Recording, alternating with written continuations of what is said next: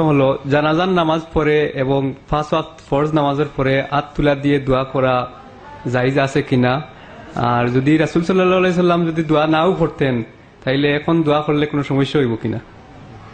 এই প্রশ্নটি পুরাতন প্রশ্ন,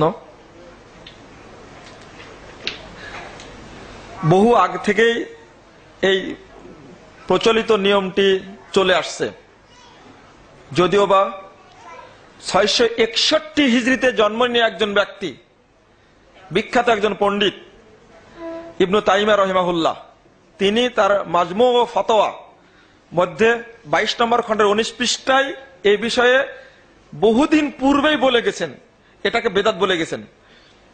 জানাজাত সালাতের পরে, ফরজ সালাতের পরে, ঈদের পরে, সভা সম্মেলনের পরে বা কোনো বৈঠকের পরে, ইফতার মাহফিলের কথা তো বললাম, এইগুলোর পরে সম্মিলিত হাত তুলে দোয়া করার প্রমাণে কোনো সহিহ হাদিস বর্ণিত হয়নি। বিশেষ করে ফরজ সালাতের পরে যে দোয়াটি করা হয়, এটা একেবারেই এ মর্মে কোনো জাল হাদিসও বর্ণিত হয়নি। আমরা দুয়ার শব্দটির অর্থ বা দুয়া মুনাজাত কথাটি বুঝতে ব্যর্থ হয়েছি বলেই নতুন করে সংযোজন করেছি ফরজ সালাতের পরে বা ঈদের পরে।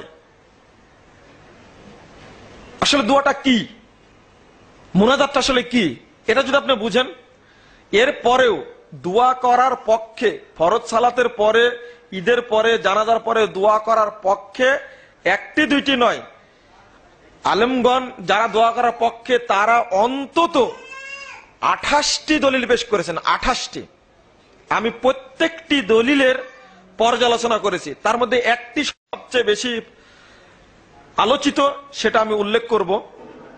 আসলে এই জিনিসটা বুঝি, আসলে দোয়া জিনিসটা কি বা মুনাজাতটা কি জিনিস।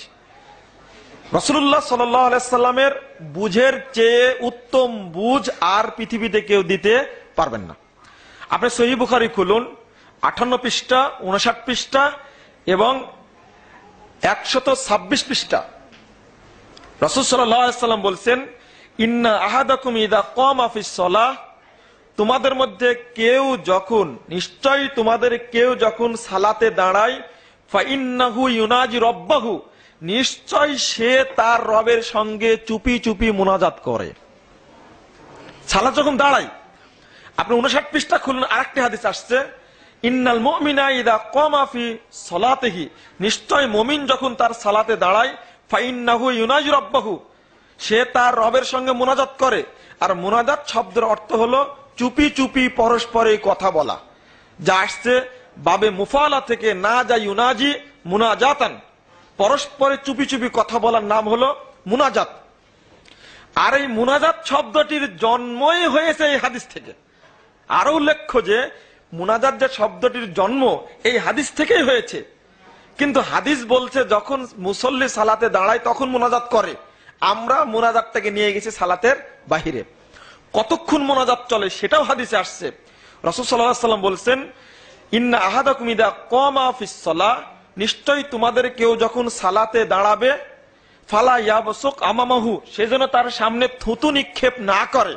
কারণ ফাইন্নাহু ইউনাজিল্লাহ, কারণ এখন সে আল্লাহর সঙ্গে চুপি চুপি কথা বলছে।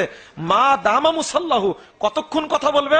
যতক্ষণ সে সালাতের মধ্যে রত থাকবে। তাহলে বোঝা যাচ্ছে সালাত শুরু থেকে নিয়ে সালাম ফিরানোর আগ পর্যন্ত মুনাজাত চলে। এর পরেও আরো কত পরিষ্কার মুনাজাতটা কিভাবে হয়। আপনি সহিহ মুসলিম খুলুন, প্রথম খণ্ডের 169 এবং 70 পৃষ্ঠায় হাদিস বর্ণিত হয়েছে। এটা হাদিসে কুদসি, আল্লাহ রাসূল বলছেন, ক্বালাল্লাহু তাআলা, আল্লাহ তাআলা বলছেন এই মর্মে যে ইযা ক্বালাল আবদু, আল্লাহ রাসূল বলছেন সাল্লাল্লাহু আলাইহি সাল্লাম, কসমতু সালাতা বাইনি ওয়া বাইনা আবদিন ইসফাইন, সালাতকে আমি দুভাগে ভাগ করেছি, এক ভাগ আমার, এক ভাগ বান্দার। কিভাবে?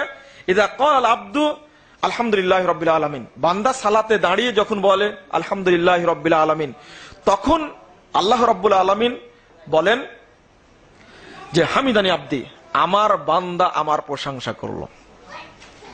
ওয়াইদা ক্বালাল আবদু আর রহমান রহিম, বান্দা যখন বলে পরম করুণাময় দয়ালু আল্লাহ তাআলা, তখন আল্লাহ বলেন জবাবে আসনা আলাইয়া আব্দি, আমার বান্দা আমার গুণগান করলো। ওয়াইদা ক্বালা মালিক ইয়াউমিদ্দিন, যখন বান্দা বলে বিচার দিবসের মালিক একমাত্র আল্লাহ, তখন আল্লাহ জবাব বলেন মাজ্জাদানি আব্দি, আমার বান্দা আমাকে সম্মান দান করলো। বলুন তো, এই যে বান্দা একটা চাচ্ছে, আল্লাহ তার অপোজিটে দিচ্ছেন বা জবাব দিচ্ছেন। পুরো সালাতটি এইভাবে মুনাজাত, 7টি স্থানে মুনাজাত হয়। হাত বেঁধে রুকুতে গিয়ে, রুকু থেকে উঠে সেজদায় গিয়ে, সেজদা থেকে উঠে তাশাহুদে, এবং শেষ রাকাতে কখনো যখন আমরা কুনুতে নাজেলা পড়ি বা কুনুতুল বেতেল পড়ি, তখন রুকুর পরে বা রুকুর আগে আমি আমার হাত তুলে দোয়া করি। এটা একটা স্থান। সর্বশেষ স্থান মুনাজাতের তাশাহুদ, শেষ তাশাহুদে বসে। সহিহ বুখারী 115 পৃষ্ঠার হাদিস খুলুন। রাসূল সাল্লাল্লাহু আলাইহি ওয়াসাল্লাম বলছেন, সুম্মা লিয়াতাখায়্যার মিনাদ দুআ মা আ'জাবাহু আলাইহি। তাশাহুদ শেষ, দরুদ শেষ, এর পরে মুসল্লির যত ইচ্ছা ততজনে দোয়া করে যা তার প্রয়োজন। আর এই হাদিসটি উল্লেখ করার আগে ইমাম বুখারী অধ্যায় রচনা করছেন আদ-দুআউ ক্বাবলা সালাম, সালামের পূর্বে দোয়া, ওয়া যিকরু বাদা সালাত, এরপরে অধ্যায় রচনা করেছেন জিকির হবে সালাতের পরে, দোয়া সালামের আগে হতে হবে। সম্মানিত উপস্থিতি, হয়তো পরিষ্কার হয়েছেন যে মুনাজাতটা হবে সালাতের ভিতরে। আমি এখনো বলিনি যে একাকী হাত তুলে দোয়া করা যাবে না। আপনি সালাতের পরে একাকী হাত তুলে দোয়া করুন, কেউ নিষেধ করবে না। অসুস্থ হয়েছেন আপনি, আপনার ছেলে অসুস্থ, আপনি একাকী হাত তুলে দোয়া করুন। আপনি নফল সালাত পড়লেন, একাকী হাত তুলে দোয়া করুন। সহিহ বুখারীতে 550 পৃষ্ঠা একটা হাদিস বর্ণিত হয়েছে, আরো পরিষ্কার হাদিস আসছে। সেটা হলো ফিকহুস সিরা, সহিহ ফিকহুস সিরা আলবানী রাহিমাহুল্লাহ এই গ্রন্থের 51 পৃষ্ঠা একটা হাদিস বর্ণিত হয়েছে সহিহ সনদে। আল্লাহ রাসূল যখন মক্কায় কাবা ঘরে সেজদা দিয়েছিলেন, তখন আবু জেহেলরা এসে উঠে ভুঁড়ি চাপিয়ে দিয়েছিলেন, দেয়নি? তখন আয়েশা ফাতেমা রাদিয়াল্লাহু আনহা তিনি এসে সেখান থেকে ভুঁড়িটা নামিয়ে দিলেন। রাসূল সাল্লাল্লাহু আলাইহি সাল্লাম মাথা উঠিয়ে হাত তুলে দোয়া করেছিলেন তখন, আল্লাহুম্মা আলাইকা বিকুরাইশ, আল্লাহুম্মা আলাইকা বিকুরাইশ। এই সালাতটা ছিল নফল সালাত, আপনি হাত তুলে দোয়া করতে পারেন। রাসূল সাল্লাল্লাহু আলাইহি সাল্লাম একটি হাদিস বর্ণিত হয়েছে আবু দাউদ প্রথম খণ্ডের 209 পৃষ্ঠায়, ইন্না রাব্বাকুম হাইয়ুন কারীমুন, তোমাদের রব লজ্জাশীল সম্মানিত, ইদা রাফাআল আবদু ইয়াদাইহি লাম ইয়ারুদ্দুহুমা সিফরান, যখন কোন বান্দা দুখানা হাত আল্লাহর কাছে তুলে দোয়া করে, আল্লাহ রাব্বুল আলামিন তার খালি হাত ফেরত দেন না। তাহলে বোঝা যাচ্ছে হাত তুলে দোয়া করা যাবে, একাকী হাত তুলে দোয়া করুন আপনি, কেউ আপনাকে নিষেধ করবে না। তবে একটা কথা বলে দিই, হাত মুখে মাসা করা যাবে না।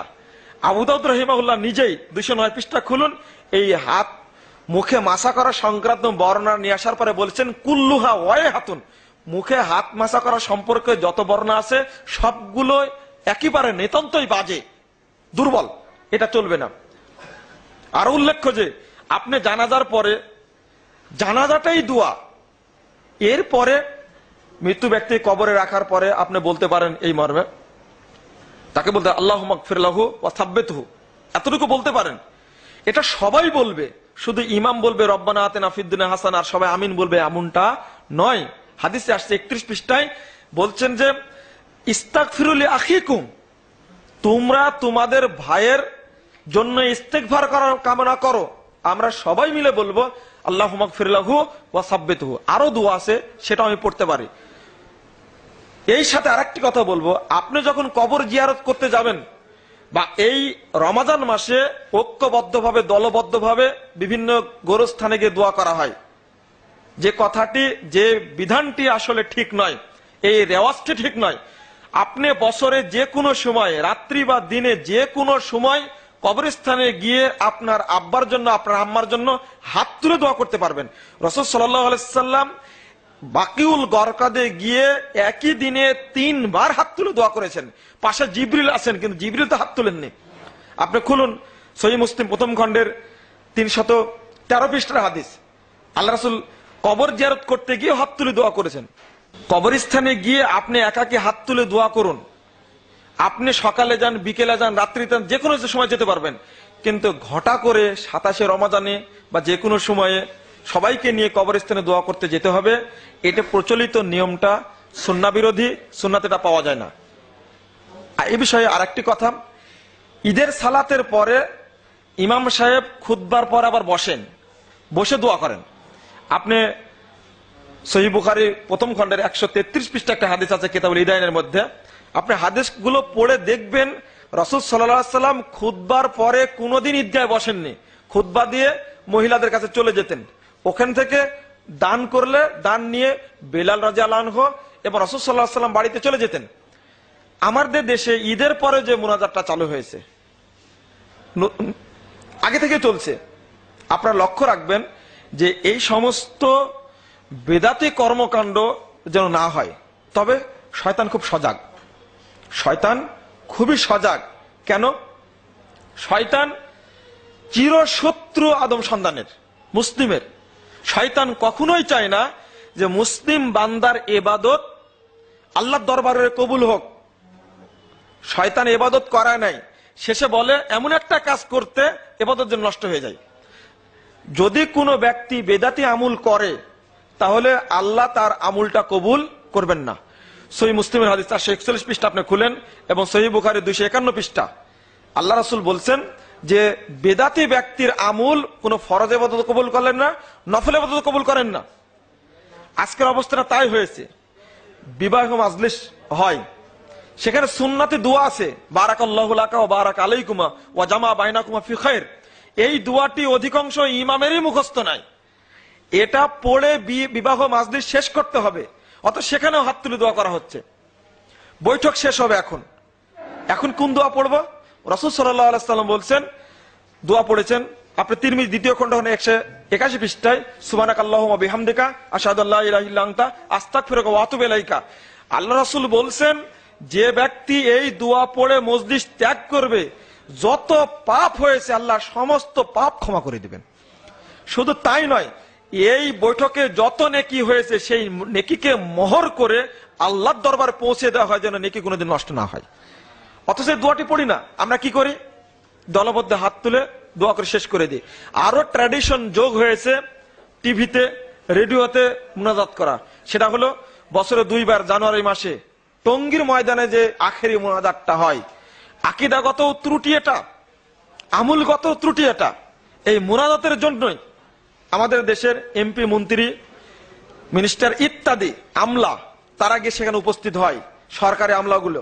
কারণ বক্তব্য তারা শুনবে না, শুধু একটু ফয়েজ নিবে দুয়ার। এটা বর্তমান বিশ্বের ফরজ সালাতের পরে, বৈঠকের পরে এই দলবদ্ধ মুনাজাতটা হলো বর্তমান বিশ্বের সবচেয়ে বড় বেদাত। এটা আমার দৃষ্টিতে আমি মনে করি। পরের প্রশ্ন।